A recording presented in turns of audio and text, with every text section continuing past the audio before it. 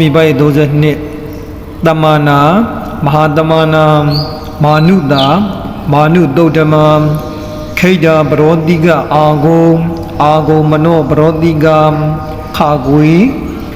athago hariyo diwam yesa lohida wadino paragam mahabaragam agong diwam yadadino kange bai di da twi ni ja phit de tatri tatranga yam dabhina nada wonino aithi mando zudi mando wona wondo yadadino mora mana bega mong beikhu nan thami de wanan pai 30နှစ်တစ်ခေါက်ပြန်ဖတ်ပြမယ်tamana mahatamana manuda manu dodama khaida brodiga agong mano brodiga athago hariyo diwa yesa lohida wadino paragam paragam agong diwa yadadino dadde dadragaya dabinanada wonino idimando zudi mando wona wondo yadadino mora mana bega mo beikhu nan thami de wanam ဒီပါဠိ32မှာတော့ထူးခြားချက်ကတစ်ချက်ပဲရှိတယ်အဲ့ဒါဘာလဲဆိုရင်ဒီခိတ္တပရောတိကနဲ့မနောပရောတိကနဲ့အကြောင်းဒါလေးပဲရှင်းပြကြရှိတယ်ကျန်တာကဒါတမနာဆိုလို့ရှိရင်တမနာအမည်ရှိတဲ့နတ်မာသမယသုံးဟောတဲ့နေရာကိုလာတယ်မဟာတမနာဆိုလို့ရှိရင်မဟာတမနာနတ်တို့ဒီ၎င်းမာနုတာဆိုလို့ရှိရင်မာနုတာနတ်မာနုတုတ္တမဆိုလို့ရှိရင်မာနုတုတ္တမနတ်တို့ဒီ၎င်းခိတ္တပရောတိကဒီနတ်တွေကတော့အသေးပဲရှင်းပြဖို့လုပ်မယ်ပေါ့နော်အဲ့ဒီခိတ္တပရောတိကနတ်တို့ဒီ၎င်းမနောပရောတိကနတ်တို့ဒီ၎င်းအာဂုံနဲ့ဓမ္မသမယသုံးဟောတဲ့နေရာကိုလာကုန်ပြီအထာဂုံဟာရယောဒီဝါဆိုတာကလည်းထူမတပါဟာရယောဟရိမိရှိသောဒီဝါနတ်တို့ဒီ၎င်းလောဟိတဝါတိနောဆိုတာကတော့ဒါလောဟိတဝါတိနတ်ပေါ့နော်လောဟိတဝါတိနတ်တို့ဒီ၎င်းအာဂုံလာကုန်ပြီပါရဂမဟာပါရဂအာဂုံဒီဝါယတတိနောတဲ့ဒီပါရဂနဲ့မဟာပါရဂနဲ့မှာတော့ဝိသေသနာလေးတစ်ချက်ပြင်ထားတာရှိတယ်ဘာလဲဆိုရင်ယတတိတဲ့သူတို့ကတော့ခြံရံနေများတာပေါ့အပေါ်နဲ့ဒီမှာတော့အဲ့ဒီဝိသေသနာမပေါဆိုတော့သူတို့ကတော့ခြံရံမွဲပုံရတယ်ပေါ့နော်ခြံရံမပါတော့ဘူးတကူတော့လာတယ်ပေါ့ပါရဂမဟာပါရဂအာဂုံဒီဝါယတတိနောတဲ့အချမ်းရံကြော်စိုးတွေအများရှိတယ်ပါရဂနတ်မင်းရဲ့မဟာပါရဂနတ်မင်းရဲ့တဲ့အာကိုမဟာသမယသုံးဟောတဲ့နေရာကိုလာပြီးခန်းငယ်ပိုက်ကတော့ဒါတွေ့နေကြထူးခြားမှုမရှိဘူးဆောင်းကပြောရဲ့ဥစ္စာခိတ္တပရောတိကနဲ့မနောပရောတိကပေါ့နော်ဒီနတ်တွေကြောင့်က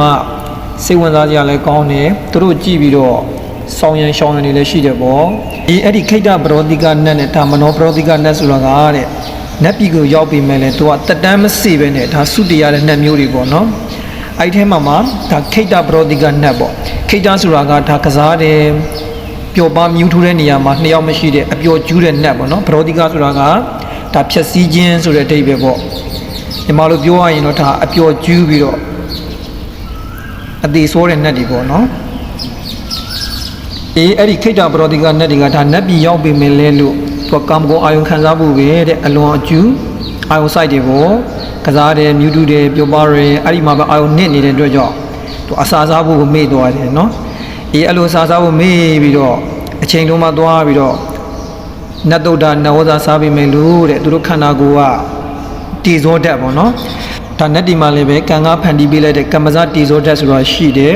သူကအစာစားချိန်မှာမစားဘူးဆိုလို့ရှိရင်သူတို့ရဲ့ခန္ဓာကိုယ်လူခန္ဓာကိုယ်လို့မဟုတ်ဘူးလေသူကအရန်နုညံ့နဲ့တိမ်မွေ့တယ်ဒါကြောင့်မလို့အစာစားချိန်မှာအစာကိုဘိုက်တဲ့ထည့်မထားဘူးဆိုလို့ရှိရင်အဲ့ဒီနတ်တုဒ္ဒတွေထည့်မထားဘူးဆိုလို့ရှိရင်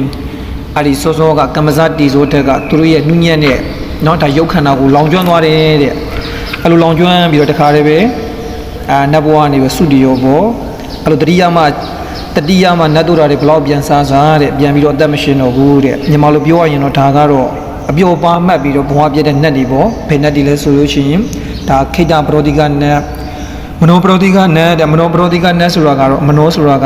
ကစိတ်ပရောတိကဆိုတာကဖောက်ပြန်တာပြင်းမာတာဒါမြန်မာလိုပြောရရင်တော့သူများကိုဒါစိတ်တူပြီးတော့အပူလောင်ပြီးတေးရတဲ့နတ်မျိုးတွေပေါ့နော်တဲ့ဒီနတ်တွေကနတ်တွေဆိုပေမဲ့လည်းနတ်ဆိုတာကလူအားဖြစ်တာပဲလေလူအားပဲနတ်ဖြစ်တာဆိုတော့နတ်ပြည်ရောက်ပေမဲ့လည်းလူပြဇရိုက်တွေကပါသွားတာကို အေးအဲ့လိုလူပြည်ကနေပြီးတော့ရန်ညှို့ဖွဲ့တဲ့ဇိုက်တွေတို့မနာလိုဝန်တွေတဲ့ဇိုက်တွေတို့အဇိုက်တွေကနတ်ပြည်ဒီပါသွားတဲ့ခါသူတို့ဘာဖြစ်လဲဆိုတော့ဒါနတ်ပြည်မှာလည်းကိုယ့်ရဲ့ရှိမှာဟာနှစ်ရထားအကောင်းစားရင်တွေပါသွားတဲ့ခါလှမ်းပြီးတော့ညှူစုတယ်ဝန်တူတယ်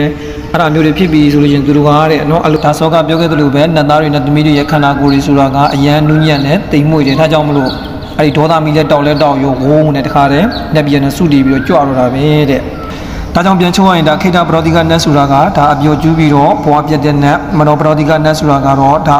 ဒေါသထွက်ပြီးတော့အပူလောင်ပြီးတော့တည်တဲ့နတ်ပေါ့နော်အရင်ထဲမှာဒေါသတွေအိတ်တမစ္စရိယတွေ